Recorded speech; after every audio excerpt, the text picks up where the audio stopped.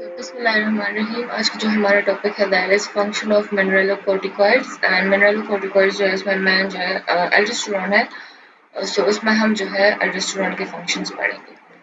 Okay, so mineralocorticoid deficiency causes severe renal sodium chloride wasting and hyperkalemia. Okay, अगर हमारी body में mineralocorticoid that is aldosterone aldosterone exactly, अगर aldosterone कम हो जाए तो फिर जो है हमारे हमारी बॉडी में जो है सोडियम क्लोराइड वो डेफिशिएंट हो जाते हैं और पोटेशियम जो है वो इंक्रीज हो जाता है। तो ऐसे कैसे होता है कि total loss of adrenocortical secretion, अगर एड्रेनोकॉर्टिकल सिक्रीशन बिल्कुल नहीं हो रही, मतलब मिनरलोकॉर्टिकॉइड एंड ग्लूकोकॉर्टिकॉइड्स नहीं है, सो बंदे की डेथ जो है वो 3 days to 2 weeks में बंदे की जो है डेथ हो जाती है, जब अगर आप उसको एड्रेनोकॉर्टिकल हार्मोन जो है वो उसको प्रोवाइड ना करें तो उसकी डेथ हो जाती है। सो मिनरलोकॉर्टिकॉइड के साथ क्या होता है, अगर मिनरलोकॉर्टिकॉइड नहीं होते तो पोटेशियम आयन जो है वो हमारी बॉडी में इंक्रीज होते रहते हैं और सोडियम एंड क्लोराइड आयन जो है वो ज़्यादा से ज़्यादा जो है वो हमारे यूरिन में लॉस होते हैं। सही है। अच्छा, जब अब सोडियम एंड क्लोराइड लॉस हो रहे हैं तो उसकी वजह से जो है हमारा ज़्यादातर वाटर की रीअब्जॉर्प्शन भी उसके साथ नहीं होती, क्योंकि जब भी सोडियम की रीअब्जॉर्प्शन होती है उसके साथ वाटर की भी रीअब्जॉर्प्शन होती है।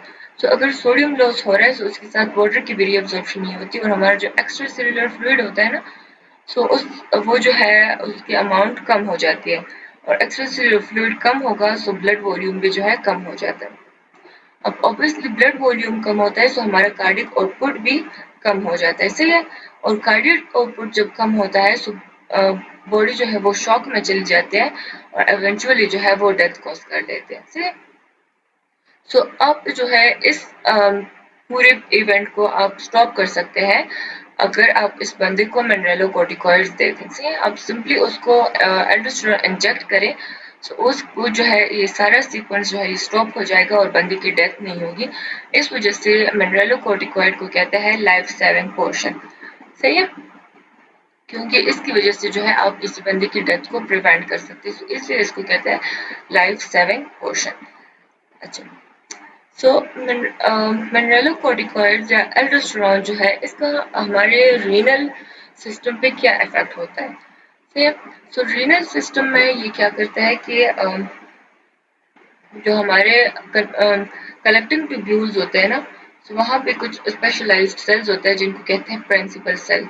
ये यहाँ पे आप देखें, तो ये सेल्स जो आप लोगों को नजर आई है प्रिंसिपल सेल, यहाँ से एक पोर्शन लिया हुआ है ना कलेक्टिंग ट्यूब्यूल से। तो कलेक्टिंग ट्यूब्यूल्स जो है, अच्छा, यहाँ से एल्डोस्टेरोन क्या करता है कि ये सोडियम की रीअब्जॉर्प्शन करवाता है। यहाँ पे आप देखें ना, तो ये सोडियम को रीअब्जॉर्ब करवाता है इनटू द एक्स्ट्रासेल्युलर फ्लूइड और ये पोटेशियम को एक्सक्रीट करता है इनटू द ल्यूमेन, सही है, into the lumen of this collecting tubules.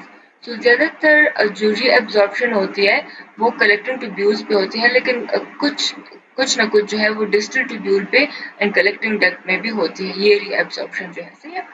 सो अगर एल्डोस्टेरोन ज़्यादा होगा हमारी बॉडी में तो हमारा सोडियम जो है वो ज़्यादा से ज़्यादा रीअब्सॉर्ब होगा। इसका मतलब है कि यूरिन में जो है हमारे सोडियम कम लॉस होगा, सही है, और पोटेशियम जो है वो ज़्यादा से ज़्यादा हमारे यूरिन में जाएगा। कन्वर्सली अगर एल्डोस्टेरोन कम होगा तो फिर सोडियम की रीअब्सॉर्प्शन नहीं होगी, तो सोडियम जो है वो ज़्यादा से ज़्यादा हमारी यूरिन में लॉस होगा और पोटेशियम की जो है उसकी सिक्रीशन नहीं होगी, उसकी एक्सक्रीशन नहीं होगी। सो पोटेशियम जो है वो हमारे एक्स्ट्रा सेल्युलर फ्लूइड में इंक्रीज होता जाएगा, सही है। सो इसकी वजह से जो है फिर अगर एल्डोस्टेरोन कम होगा तो सोडियम जो है वो एक्सक्रीट ज़्यादा होगा और उसकी वजह से हमारा टोटल जो एक्स्ट्रा फ्लूइड है वो कम हो जाएगा।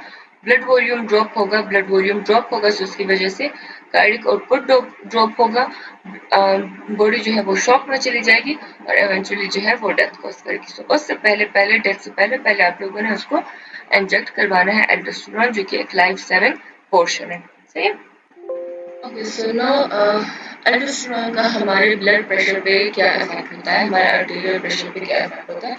तो ऑब्वियसली एल्डोस्टेरोन जो है वो क्या करता है कि सोडियम की रिटेंशन करता है, उसके साथ साथ वाटर की रिटेंशन करता है, तो हमारा एक्स्ट्रासेलुलर फ्लूइड जो है वो इंक्रीज हो जाता है। सही है। एक्स्ट्रासेलुलर फ्लूइड अगर इंक्रीज होता है for more than 1 to 2 days, तो फिर क्या होता है कि हमारा जो आर्टेरियल प्रेशर होता है वो इंक्रीज हो जाता है, क्योंकि हमारा फ्लूइड जो है वो इंक्रीज है। सो आर्टेरियल प्रेशर जो है वो इंक्रीज हो जाता है, बंदा जो है वो हाइपरटेंशन में जाता है।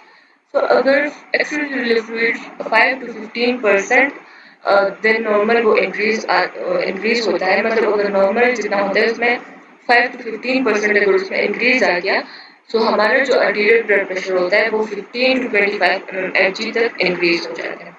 सही है। तो ये आर्टेरियल प्रेशर फिर क्या करता है कि ये आर्टेरियल प्रेशर स्टिमुलेट करता है हमारी किडनी को। वो हमारी किडनी से कहता है कि हम प्रेशर जो है वो बॉडी का प्रेशर जो है आर्टेरियल प्रेशर वो काफ़ी ज़्यादा हो रहा है, तो तुम ऐसा करो कि सॉल्ट जो है उसको एक्सक्रीट करो और वाटर को एक्सक्रीट करो, ताकि आर्टेरियल प्रेशर जो है वो नॉर्मल हो जाए। सही है। तो ये प्रेशर जब किडनी को स्टिमुलेट करता है ताकि वो एक्सक्रीट करे वाटर को और सॉल्ट को, तो इसको कहते हैं सॉल्ट एक्सक्रीशन को कहते हैं प्रेशर नाइट्रियूरेसिस। प्रेशर नाइट्रियूरेसिस इसलिए कहते हैं क्योंकि ये प्रेशर की वजह से जो है सॉल्ट की एक्सक्रीशन हो गई। सही है। और वाटर को भी एक्सक्रीट करवाते हैं किडनी से, उसको कहते हैं प्रेशर डाइयूरेसिस, क्योंकि प्रेशर की वजह से जो है वाटर की एक्सक्रीशन हो गई। सही है। सो जैसे ही सॉल्ट एंड वाटर की एक्सक्रीशन हो जाती है थ्रू किडनी, तो फिर क्या होता है कि हमारा एक्स्ट्रासेलुलर फ्लूइड जो है वो डिक्रीज हो जाता है, क्योंकि वाटर एंड सॉल्ट जो है वो एक्सक्रीट हो गया, तो हमारा आर्टेरियल प्रेशर जो है वो नॉर्मल की तरफ आ जाता है। सही है। और इस सारे प्रोसेस को कहते हैं एल्डोस्टेरोन एस्केप। सही है। क्योंकि अब एल्डोस्टेरोन अगर इंक्रीज भी था, अगर अब भी इंक्रीज है एल्डोस्टेरोन, लेकिन प्रेशर की वजह से जो है वाटर एंड सॉल्ट जो है वो एक्सक्रीट हो गया, तो हमारी बॉडी पे जो है इसका जो हमारे कंसंट्रेशन ऑफ सॉल्ट होता है ना, तो इतना ज़्यादा इंक्रीज नहीं होता है, क्योंकि जैसे ही वो इंक्रीज हो जाता है तो वो प्रेशर की वजह से वापस से एक्सक्रीट हो जाता है। सही है। तो हमारे एल्डोस्टेरोन का इफेक्ट जो है वो सॉल्ट की कंसंट्रेशन पे जो है वो काफ़ी कम है, क्योंकि प्रेशर नाइट्रियूरेसिस एंड प्रेशर डाइयूरेसिस हो जाती है। अच्छा जी। Okay, so now what is the effect of aldosterone on our muscles? So aldosterone अगर बहुत ज़्यादा हो जाता है, फॉर एग्जांपल अगर कोई एड्रिनल ट्यूमर्स और उसमें aldosterone जो है बहुत ज़्यादा हो रहा है, तो वो क्या करेगा कि aldosterone का काम ये है कि वो पोटेशियम को ज़्यादा से ज़्यादा एक्सक्रीट करवाता है, तो वो जो है एक्स्ट्रासेलुलर फ्लूइड में पोटेशियम को कम करवाता है। सही है। सो पोटेशियम की नॉर्मल अमाउंट जो है that is 4.5 milliequivalent per litre. अगर ये 4.5 ये नॉर्मल होता है, अगर ये 4.5 से 2 तक आ जाता है, बिल्कुल हाफ तक हो जाता है, इसको हम कहते हैं हाइपोकैलिमिया।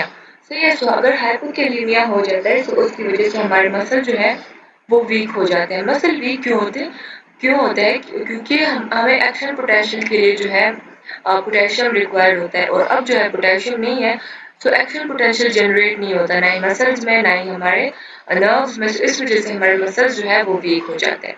सही है।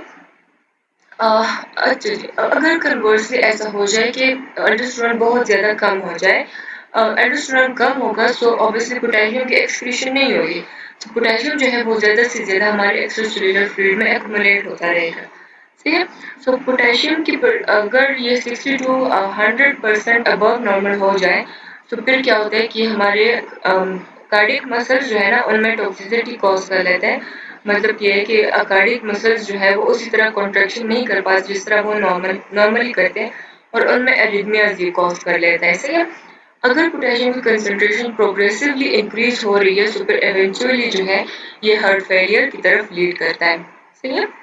तो ये जो है पोटेशियम का इफेक्ट है ऑन आवर मसल्स। अगर पोटेशियम एक्स्ट्रासेलुलर फ्लूइड में ज़्यादा है तो it will lead to muscle weakness. अगर पोटेशियम बहुत ज़्यादा है तो it will lead to cardiac toxicity and even heart failure. सही है। Okay, so excess aldosterone increase tubular hydrogen ion secretion and cause alkalosis.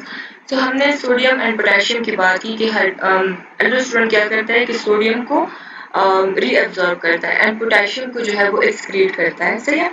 सो अब एल्डोस्टेरोन का इफेक्ट क्या होता है हमारे हाइड्रोजन आयन पे? सो हाइड्रोजन आयन को जो है ये क्या करता है, उसको एक्सक्रीट करता है। सही है। तो हाइड्रोजन आयन जितना ज़्यादा एक्सक्रीट होगा, तो हमारी बॉडी में हमारे एक्स्ट्रासेलुलर फ्लूइड में हाइड्रोजन आयन कम होगा, और हाइड्रोजन आयन जब कम होता है तो उसको हम कहते हैं अल्कलोसिस। मतलब हमारे बॉडी की जो पीएच होती है वो जो है बेसिक की तरफ जाती है, सही है, क्योंकि हाइड्रोजन जो है वो उससे ज़्यादा से ज़्यादा सिक्रीट हो रहा है। और हाइड्रोजन आयन जो है ये हमारे जो इंटरकलेटेड सेल्स होते हैं ना, हमारे जो नेफ्रॉन के इंटरकलेटेड सेल्स होते हैं वहाँ पे जो है ये एक्सक्रीट होता है। इंटरकलेटेड एंड प्रिंसिपल सेल में डिफरेंस ये होता है कि प्रिंसिपल सेल जो है ये एब्जॉर्प्शन एंड एक्सक्रीशन कराता है सोडियम पोटेशियम आयंस की, सही है।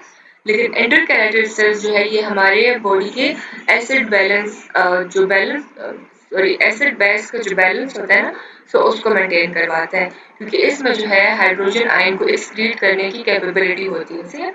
सो इंटरकैरेटेड सेल्स जो है ये रिलेटेड होते हैं विद एसिड बेस बैलेंस से, और प्रिंसिपल सेल्स जो है ये रिलेटेड है विद मिनरल्स बैलेंस या सोडियम पोटेशियम बैलेंस से। सो इंटरकलेटेड सेल्स से एल्डोस्टेरोन क्या करता है कि हाइड्रोजन आयंस को एक्सक्रीट करता है। हाइड्रोजन आयन जो है वो हमारे यूरिन में जाता है और हमारी बॉडी में जो है एक्स्ट्रासेल्युलर फ्लूइड में हाइड्रोजन आयन कम हो जाते हैं, और इस वजह से हमारी बॉडी जो है वो अल्कलोज हो जाती है, मतलब वो बेसिक हो जाती है, ठीक है। ओके, एल्डोस्टेरोन का इफेक्ट क्या होता है हमारे स्वेट ग्लैंड पे, सलाइवरी ग्लैंड पे एंड इंटेस्टाइनल एपिथेलियल सेल्स पे। तो इसका इफेक्ट जो है स्वेट ग्लैंड सलाइवरी ग्लैंड पे बिल्कुल वैसे ही होता है जिस तरह नेफ्रॉन पे होता है, क्योंकि sweat gland and salivary gland जो है इनके भी एक्सक्रीटरी डक्ट्स होते हैं। सो उन डक्ट से जो है ये क्या करते हैं सोडियम क्लोराइड को ये एब्जॉर्ब करवाता है एंड पोटेशियम जो है वो ज़्यादा से ज़्यादा एक्सक्रीट करता है, सही है। Same is the case with intestines. Intestines ये क्या करता है कि इंटेस्टाइन्स ये सोडियम की रीअब्जॉर्प्शन करवाता है, स्पेशली कोलॉन का जो पार्ट होता है ना, तो वहाँ से ये ज़्यादा से ज़्यादा सोडियम रीअब्जॉर्ब करता है ताकि स्टूल में जो है सोडियम कम लॉस हो, सही है। लेकिन अगर एल्डोस्टेरोन बिल्कुल एब्सेंट हो, एल्डोस्टेरोन बॉडी में ना हो, तो फिर सोडियम की रीअब्जॉर्प्शन नहीं होगी, सोडियम जो है वो ज़्यादा से ज़्यादा लॉस होगा एंड द स्टूल, और सोडियम अगर लॉस हो रहा है तो उसके साथ साथ वाटर की भी रीअब्जॉर्प्शन नहीं होगी, सो वाटर भी लॉस होगा और it will lead to diarrhoea, ठीक है। अच्छा, और डायरिया के साथ साथ सॉल्ट की जो लॉस होती है ना वो और भी ज़्यादा हो जाती है, सही है। ओके, सो नाउ पढ़ेंगे cellular mechanism of aldosterone action. तो एल्डोस्टेरोन के फंक्शन तो हमने पढ़ लिए कि सोडियम के साथ क्या करते हैं, पोटेशियम हाइड्रोजन के साथ उस पे इसका क्या इफेक्ट होता है, लेकिन ये अपना इफेक्ट शो कैसे करता है, ये अपना फंक्शन परफॉर्म कैसे करता है, मैकेनिज्म इसका क्या है। तो सबसे पहले एल्डोस्टेरोन जो है ये एक स्टेरॉयड है, एक सिंपली जो है हमारे लिपिड मेम्ब्रेन जो है उसको क्रॉस कर सकता है। सो अब जहाँ पे भी मेम्ब्रेन है, कोई भी किसी भी डक्ट का मेम्ब्रेन है, चाहे वो नेफ्रॉन का हो, चाहे वो सलाइवरी ग्लैंड का हो, चाहे वो स्वेट ग्लैंड का हो, या चाहे फिर वो इंटेस्टाइन का हो, सो जहाँ पे भी अगर कोई मेम्ब्रेन है तो ये उस मेम्ब्रेन को आसानी से क्रॉस कर सकते हैं, because it is a steroid.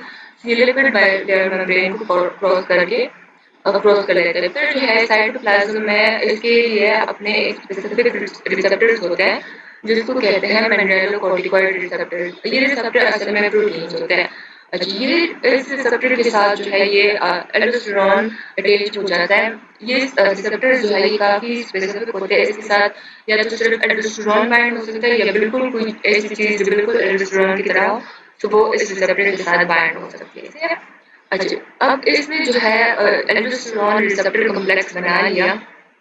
अब ये कॉम्प्लेक्स क्या करता है, ये डिफ्यूज हो जाता है इनटू द न्यूक्लियस, सही है। अब ये न्यूक्लियस में आ जाता है और न्यूक्लियस में आके ये जो है डीएनए की ट्रांसक्रिप्शन और ट्रांसलेशन वगैरह स्टार्ट कर लेता है, और उसके बाद एक मैसेंजर आरएनए बना देता है, सही है।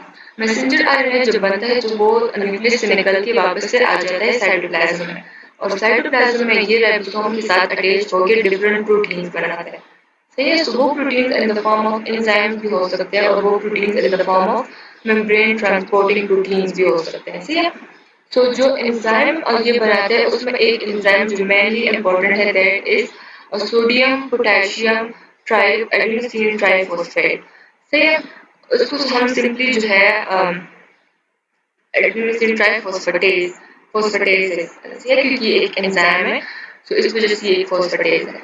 तो सोडियम पोटेशियम एडेनोसिन ट्राइफॉस्फेटेज को जो है हम सिंपली सोडियम पोटेशियम पंप भी कहते हैं, जो कि इन्वॉल्व होता है in the exchange of sodium and potassium से।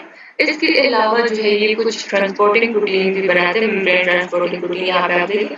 तो ये मेम्ब्रेन ट्रांसपोर्टिंग प्रोटीन क्या करते हैं कि ये डिफरेंट जो सोडियम पोटेशियम हाइड्रोजन आयंस जो है उनको ट्रांसपोर्ट करते हैं से।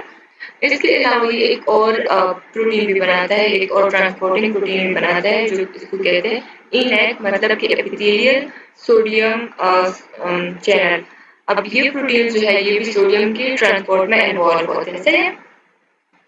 अच्छा, सो इसका मतलब यह है कि एल्डोस्टेरोन को सोडियम के ट्रांसपोर्ट को अफेक्ट करने के लिए बहुत सारे सीक्वेंस ऑफ इवेंट्स से इसको जाना पड़ता है, मतलब बहुत सारे इवेंट्स के थ्रू ये जाता है और फिर कहीं जाके जो है ये सोडियम को रीअब्सॉर्ब करवाते हैं।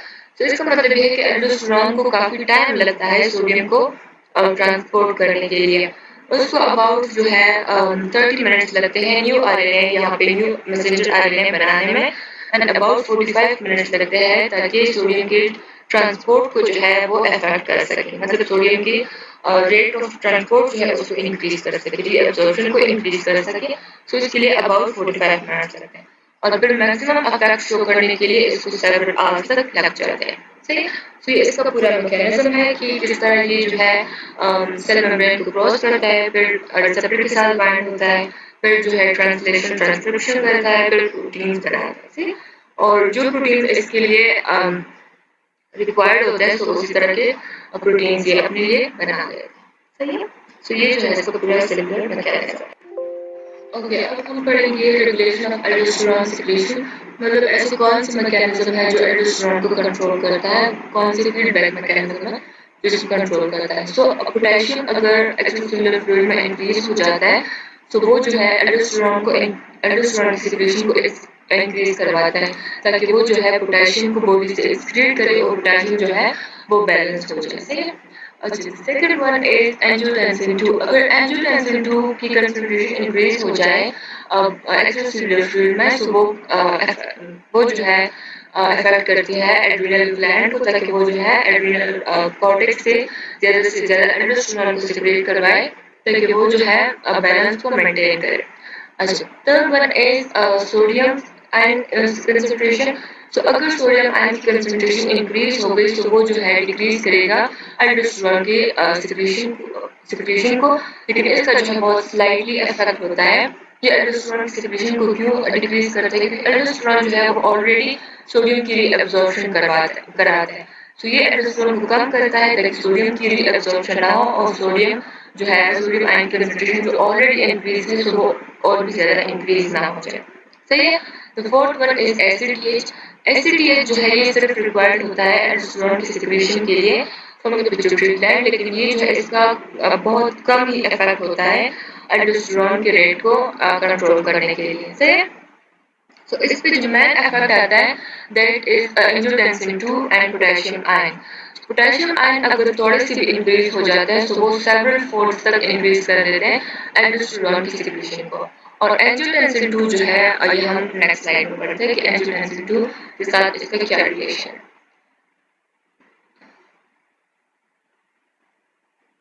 ओके, सो एंजियोटेंसिन 2 जो है ये असल में क्या करता है कि एल्डोस्टेरोन की सिक्रेशन को इंक्रीज करवाता है, लेकिन ये एक होल प्रोसेस के थ्रू जाता है। फॉर एग्जाम्पल अगर हमारी बॉडी का ब्लड प्रेशर जो है वो ड्रॉप हो जाता है या हमारी बॉडी के फ्लूइड जो है वो कम फ्लूइड वॉल्यूम जो है वो कम हो जाता है, मतलब सोडियम आयन जो है वो ज़्यादा से ज़्यादा एक्सक्रीट हो रहे हैं, उसके साथ साथ वाटर भी एक्सक्रीट हो रहे हैं, तो उस वजह से एक्स्ट्रासेलुलर फ्लूइड वॉल्यूम जो है वो ड्रॉप कर जाता है। एक्स्ट्रासेलुलर फ्लूइड वॉल्यूम ड्रॉप करेगा तो ब्लड प्रेशर जो है वो डेफिनेटली ड्रॉप करेगा। अच्छा जी, अब ब्लड प्रेशर ड्रॉप हो गया तो क्या होता है कि हमारे लिवर जो है वो एंजियोटेंसिनोजेन सिक्रेट करते हैं, सही है। वो एंजियोटेंसिनोजेन जो है और किडनी जो है उससे क्या रिलीज होता है, वहां से रिनिन रिलीज होता है। रिनिन तब रिलीज होता है अगर ब्लड प्रेशर जो है वो ड्रॉप हो जाता है, सही है। अच्छा, अब रिनिन क्या करता है कि एंजियोटेंसिनोजेन जो कि लिवर से आ रहा है उसको कन्वर्ट कर लेता है एंजियोटेंसिन 1 में, सही है। फिर ये एंजियोटेंसिन 1 जब पास होता है एंजियोटेंसिन कन्वर्टिंग एंजाइम से, जो कि प्रेजेंट होता है हमारे लंग्स में। तो ये एंजियोटेंसिन 1 जब यहाँ से पास होता है, लंग से पास होता है, तो ये कन्वर्ट हो जाता है एंजियोटेंसिन 2 में। सही है, ये एक एंजाइम है, एसीई एक एंजाइम है, एंजियोटेंसिन कन्वर्टिंग एंजाइम। ये कन्वर्ट करता है एंजियोटेंसिन 1 को एंजियोटेंसिन 2 में। अच्छा जी, अब एंजियोटेंसिन 2 बन गया, तो ये क्या करता है कि ये डायरेक्टली हमारे एड्रिनल ग्लैंड को स्टिमुलेट करता है ताकि वो जो है एल्डोस्टेरोन रिलीज करे। और एल्डोस्टेरोन का फिर फंक्शन क्या होता है कि ये सोडियम की रीअब्जॉर्प्शन करवाता है और साथ ही साथ वाटर की रीअब्जॉर्प्शन कराता है। सही है, तो जैसे इन दोनों की रीअब्जॉर्प्शन हो जाती है सोडियम की एंड वाटर की, तो उस वजह से हमारा एक्स्ट्रासेलुलर फ्लूइड वॉल्यूम जो है वो इंक्रीज हो जाता है एंड हमारा ब्लड प्रेशर भी इंक्रीज हो जाता है। सही है, so this is the whole effect of angiotensin 2 on aldosterone. Okay. So angiotensin 2 और पोटेशियम जो है वो सबसे ज़्यादा इफेक्टिव है and the control of aldosterone. ये बाकी दो मैकेनिज्म जो है इनका स्लाइट इफेक्ट होता है लेकिन सच खास नहीं होता।